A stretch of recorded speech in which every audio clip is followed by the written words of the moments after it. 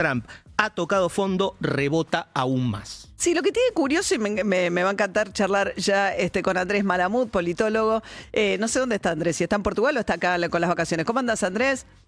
Hola María, en Lisboa estoy. En Lisboa. ¿Todo bien? Gracias por atendernos. Un placer. ¿Sabes qué pensaba esto? Porque decía a partir de lo de Stephen King, que decía, bueno, se trata de petróleo. Me parece que es la primera vez que se dice desembosadamente, ¿no? Porque por ahí cuando era lo del Golfo Pérsico u otras guerras de esas características, era bueno, en realidad lo que realmente le interesa a Estados Unidos es petróleo, y ahora Trump lo dice abiertamente, lo que me interesa es el petróleo de Venezuela. Sí, y no es la primera vez. Cuando era opositor, ya criticaba las intervenciones de Estados Unidos para cambiar regímenes. Y ya decía que lo que había que hacer era quedarse con el petróleo. En parte es verdad, y en parte es excusa porque lo que esconde es que su base electoral no quiere intervenciones en el extranjero. Así que decir que van a buscar plata para el pueblo de Estados Unidos es más popular en Estados Unidos que decir que van a promover la democracia. Pero, ¿vos no crees que realmente va a buscar el petróleo? Sí, y no Sí. la democracia. En su caso es sincero, Es muy sincero. honesto. Sí, no es lo mismo que piensa Marco Rubio, ni lo que piensa J.D. Vance, el vicepresidente. Y esto es lo interesante, lo que estamos viendo es, al descubierto, la interna en los Estados Unidos para definir la política exterior, que no es ninguna novedad. Siempre desde afuera queremos pensar que Estados Unidos tiene una política única, imperialista, piensan algunos, prodemocrática, piensan otros, pero en realidad hay por lo menos 5 agencias que se disputan la definición de la política exterior. Y acá está ganando el secretario de Estado. Por ahora, porque en realidad el secretario de Estado quiere algo parecido a la democracia, sobre todo en Cuba, vamos a llamarlo menos normativamente cambio de régimen. Mientras que a Trump no le importa el cambio de régimen, no tiene ningún problema en trabajar con el chavismo. Lo que busca es una transacción por la cual se lleve algo, que en este caso es petróleo. En Gaza es una tremenda costa para construir resorts inmobiliarios. O sea, vos decís una pelea, como Trump no tiene sucesión, leí tu artículo en La Nación el fin de semana también, ¿no? Entonces, un poco lo que decías es eso, como Trump, salvo que decida desafiar la Constitución norteamericana, ya tuvo un mandato, este es el segundo, la pelea por la sucesión sería entre J.D. Vance, su vicepresidente, y Marco Rubio, el canciller, que es de extracción cubana, para quien electoralmente sería importante que vender, ¿no? Entre comillas, como resultado de la política exterior norteamericana, un cambio de régimen en Cuba. Es eso, están defendiendo dos plataformas electorales diferentes porque pretenden la misma candidatura, dos altos funcionarios del actual gobierno de Estados Unidos. Pero también tienen diferencias ideológicas, porque Marco Rubio es sinceramente neoconservador, siempre creyó en las intervenciones exteriores y en el cambio de régimen, y Vance es todo lo contrario, siempre estuvo en contra. Lo que busca es que Estados Unidos se quede en casa y no vaya a gastar dinero afuera, y sobre todo no vaya a gastar vidas americanas afuera. Esta operación fue una combinación de los dos, porque consiguieron intervenir en un régimen externo sin costos para Estados Unidos, sin costos humanos. Plata gastaron un montón, pero esperan ganar mucho más. Claro.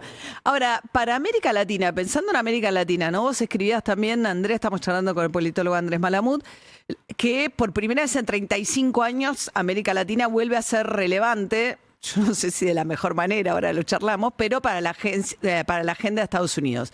O sea, no era importante América Latina dentro de la política exterior de los Estados Unidos, y ahora de repente Trump dice: mi política exterior arranca por tener controlado, ordenado, subordinado al continente americano bajo mis intereses.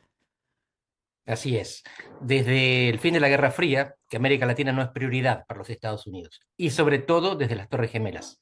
A partir de ese momento, casi todo lo que le preocupaba a Estados Unidos de América Latina le empieza a preocupar de otras regiones del mundo. 2001. La relación de Estados Unidos con América Latina se puede interpretar con la teoría de la relatividad, con la fórmula de Einstein. ¿Te acordás? EMC2, Sí. energía, migraciones, cocaína al cuadrado. Ok. No eran conflictos militares, no era guerra, casi ni siquiera era terrorismo. Ahora tienen que vincular la droga al terrorismo porque eso les permite presentarlo como un caso de seguridad, law enforcement, y no bélico. Por eso van con el FBI a capturar a Maduro. Por eso lo llevan a un tribunal en Nueva York. Y por eso dicen que no necesitan consultar o informar al Congreso. Porque esto no es una intervención extranjera. Es un caso de aplicación de la ley doméstica de los Estados Unidos. Pero ¿qué es lo que estamos viendo? Que otra vez en América Latina empezamos a hacer una prioridad un poco más alta por dos razones: recurso y amenaza. Es decir, que podemos ser relevantes por dos razones: por recurso, porque tenemos petróleo, y por amenaza, porque le mandamos inmigrantes, que es lo que están tratando de evitar, que sigamos mandando inmigrantes. En esto es muy clara la política de Estados Unidos, no solo parar la entrada, sino deportar a los que ya entraron. Claro, lo que Y pasa es es que muy ahí, divertido Andrés, porque hubo momentos en los cuales la política norteamericana era más a la manera de lo que hicieron el plan Marshall, digamos, después de la Segunda Guerra Mundial en Europa, reconstruyamos Europa. Y hubo un momento en que era, ¿no? Ayudemos a América Latina a crecer, porque la manera de que no vengan a nuestra frontera es que América Latina sea próspera. Ahora es, no, o sea, ahora es dame tus recursos naturales, fundamentalmente, ¿no? No me mande gente porque no la voy a agarrar, pero además veía que es no solamente petróleo, digamos, el triángulo del litio, lo que es el Amazonas, lo que es la Antártida, hay un montón de puntos que han ido mencionando desde el Comando Sur de los Estados Unidos como cuestiones que en este nuevo contexto para ellos son de vital estrategia, de vital seguridad nacional para ellos. es importante esto que decís, porque hay muchos analistas que se quedan en la superficie y piensan que lo prioritario para Estados Unidos es lo que dice en el Comando Sur. Y el Comando Sur es una burocracia que tiene que defender su existencia. Siempre el Comando Sur va a decir que América Latina y la Antártida son importantes. Hay que ver si lo dicen otras agencias de los Estados Unidos. Hay que ver si la Antártida está mencionada en la Estrategia de Seguridad Nacional. Porque si no, lo que estamos viendo es una declaración burocrática, no una prioridad política. Por ahora no tenemos ninguna garantía, ninguna seguridad de que a Trump le interese la Antártida o una base en Tierra del Fuego. Porque cuando él habla de esas cosas, habla de Groenlandia, Canadá y Panamá. Y ahora habló de petróleo en Venezuela. Está claro que la geografía importa.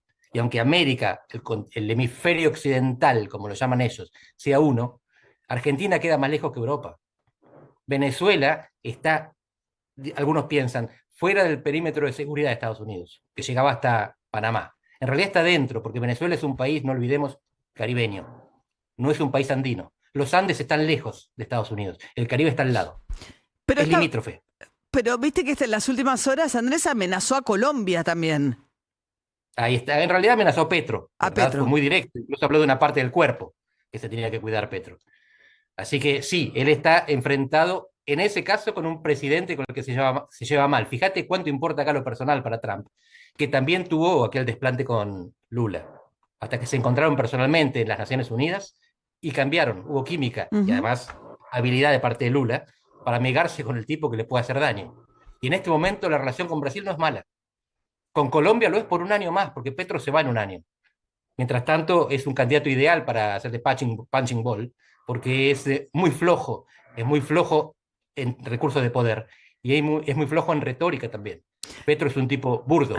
Trump no, perdón, Lula no. Lula es sofisticado. Claro. Estamos charlando con Andrés Malamud. Ahora, Andrés, vos mencionabas a Lula, ¿no? Lula tuvo una postura, firmaron un documento junto con Chile, Uruguay, Brasil, México, que mira esto también, digamos, la frontera más grande mexicana. México tiene un problema serio con el narcotráfico. Se sumó España con Pedro Sánchez a un comunicado donde hablan de la defensa del derecho internacional, de no violar la soberanía. Plantean también el rechazo a la apropiación de recursos naturales de terceros países. O sea, da la sensación que, ¿cómo calificarías la posición de estos países y la de Argentina frente a esto?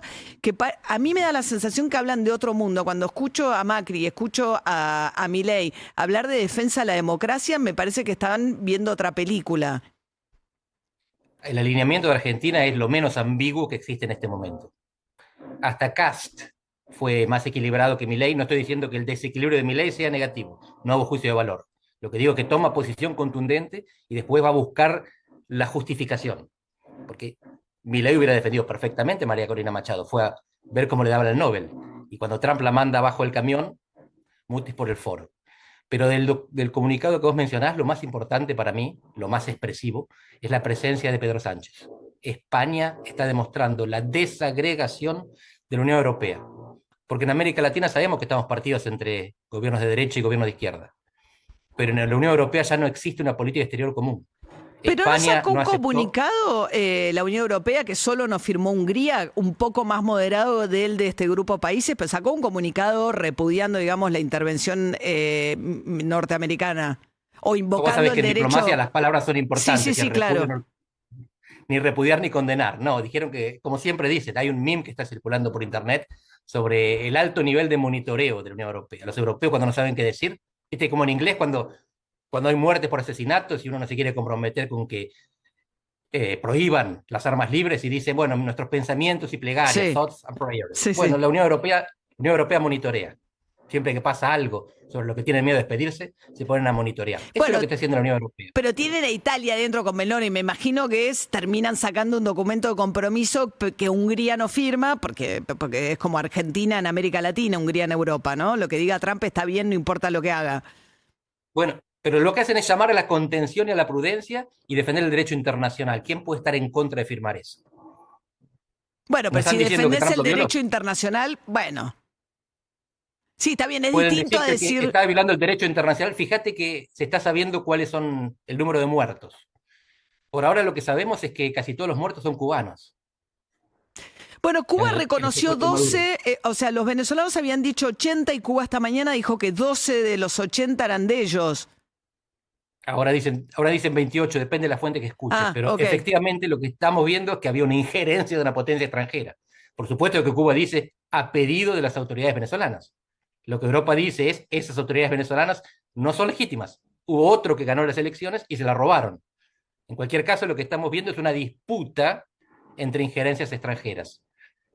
El pedido de respeto al derecho internacional es neutro, es estéril, no es una declaración de condena. Bueno, lo de Cuba me imagino que obviamente los cubanos, después de lo que fue con Fidel Castro y los atentados fallidos, ¿no? De la CIA contra Cuba, se supone, o por lo menos tienen como la leyenda que son buenos en materia de seguridad. Y Cuba digamos, no sé, la situación de fragilidad de Cuba ahora es enorme, porque era extremadamente dependiente del petróleo, pues no tiene una sola divisa que le pudiera mandar Venezuela, ¿no? Ahora, de hecho, el bloqueo a la Venezuela para Cuba va a ser una situación que la va a dejar en una situación realmente muy difícil. Exacto. Y además es el objetivo de Marco Rubio. Claro, Venezuela es la estación previa a Cuba. Y claro. esto es explícito también, ¿no? Nadie lo esconde. Así No, que los cubanos saben que van por ellos. bueno, que tiene un Los valor cubanos del régimen. simbólico para Estados Unidos mucho más grande, ¿no? Poco peso geopolítico hoy, pero un valor simbólico gigante. Es así. Que se caotice Venezuela es malo para todos los que la rodean. Pero en todo caso es un precio que los Estados Unidos estaban dispuestos a pagar. O mejor dicho, Marco Rubio. Trump no. Y Trump lo que hizo, en parte a través de Marco Rubio, es pactar con el chavismo. Ya nadie esconde esto, te lo dicen con los que hables, de uno y de otro lado. Ellos no van a decir pactar, van a decir negociar. Son conversaciones telefónicas que estuvieron manteniendo por lo menos Mm, desde noviembre. El mismo Trump había hablado con Maduro. Y parece que las condiciones eran simples. Andate y deja a alguien potable. claro. Y Maduro habría contestado, me voy dentro de 2 años y dejo a Delcy. Le dijeron, Delcy sí, pero 2 años no. Claro, porque Delcy se supone que es la que está permitiendo, ¿no? Le atribuyen haber sido la que recuperó un poco la industria petrolera en el último tiempo, ¿no? Que es lo que le interesa a ellos. Ahora, Andrés, te pregunto también, ¿qué pasa en el resto del mundo, ¿no? Trump define en este mundo de bloques. Muchos dicen, bueno, los diplomáticos rusos se fueron rápido, ya no estaban cuando arrancó la operación militar norteamericana en Venezuela, con lo cual algunos asumen que le avisó a Putin. Trump dijo que no había hablado con Putin de esto previamente. Pero está la cuestión de Ucrania, que es como decirle, bueno, yo tengo vía libre en el hemisferio americano, vos hacés lo que quieras con Ucrania, y la pregunta de China y Taiwán también, o sea, si cada potencia dominante en su respectivo bloque regional tiene manos libres para hacer lo que quiera en su área de influencia, como en la época de la Guerra Fría. Esta para mí es la pregunta más importante, María. Y voy derecho a ella, pero permitime antes un paso atrás. Delcy tiene dos grandes virtudes y por eso está ahí. La primera es la que vos referís. Tiene control y conocimiento del aparato estatal. Claro. Maneja todos los hilos. Manejó la cuestión energética.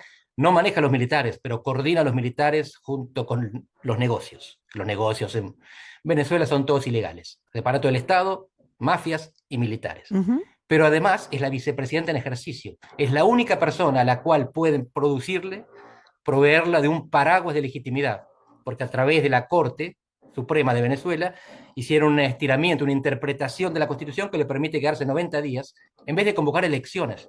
Si Claro. ellos reconocen que Maduro no es más presidente, tiene que convocar elecciones. La única persona que lo puede sustituir y hacer un simulacro de que Maduro está ausente pero puede volver y mientras tanto no se vota, es Delcy. Mm. Así que cumple funciones materiales y formales. Respecto a lo de Rusia, no tengo pruebas ni dudas de que esto estuvo acordado con Rusia. No por ahora, sino por mayo. La extracción de los refugiados, de los disidentes Sí. venezolanos en la Embajada Argentina.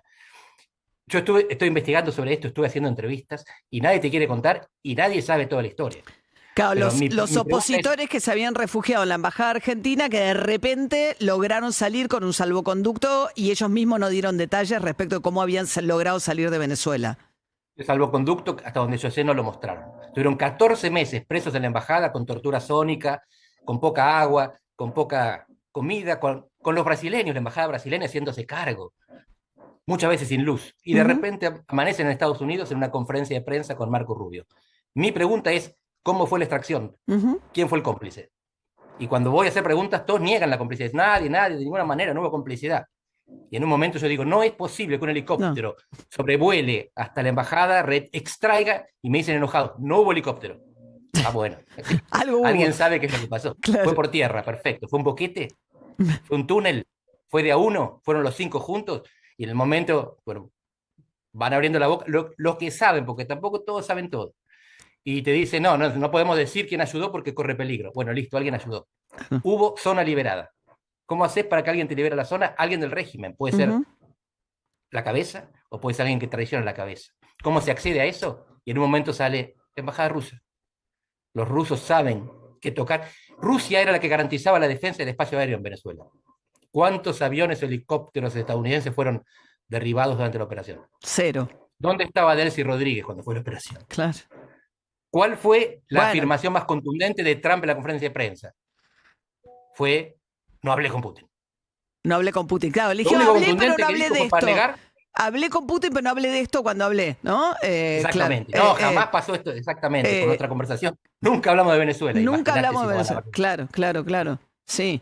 Pero además sabían todo, ¿no? Lo otro es la infiltración. Evidentemente alguien les explicó exactamente dónde estaba el refugio seguro. Que cómo era alguien de la CIA en el detalle, en el cuerpo de seguridad. Que me imagino que ese ya está en Nueva York con Maduro también. Pero geopolíticamente, María, esto tiene dos grandes implicaciones. La primera es Europa está entregada. Sí, claro. Algo que ya sabíamos, solo los europeos están en negación. Trump entregó a Ucrania. Busca, por supuesto, estar en la mesa de negociaciones con Moscú y después informar a Kiev y quizás a Bruselas. Lo segundo, quizás más importante, es que China no habría estado informada. El objetivo de Trump desde el primer mandato es separar a China de Rusia. La Nixon en reversa. Claro. Nixon separó a China de la Unión Soviética y se quedó con China. Ahora Trump quiere separar a Rusia de China y quedarse con Rusia. No es tan fácil, algunos dicen que es ingenuo, pero es parte de la estrategia. Claro. Ahora, ¿Ucrania para Rusia y Taiwán para China? Eso no está negociado. Es parte del corolario de esta acción.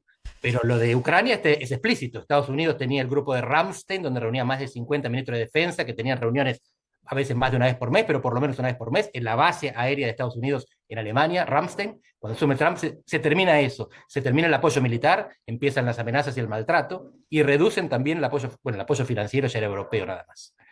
Y se sienta a negociar con Moscú e invita a Putin a Estados Unidos. Se reúnen en Alaska. Con Xi Jinping no tiene malas relaciones, pero no hay una negociación. Con Rusia, Estados Unidos negocia y no lo oculta. Andrés Malamud, un mundo, el 2026, no sé, pasaron 5 días, ya cambió el mundo, ¿no? No es que los procesos se dan de un día para el otro en la historia, pero en todo caso se manifiesta. En Argentina nunca nos aburrimos, ahora en el resto del mundo tampoco. Andrés Malamud, politólogo, profesor investigador de la Universidad de Lisboa. Gracias, Andrés, muchas gracias y feliz año para vos, ¿eh? Igualmente. Hasta luego. 10 minutos para las 8 de la mañana. ¿Te tentaste con algo rico? Las mejores tortas, bocaditos, cajas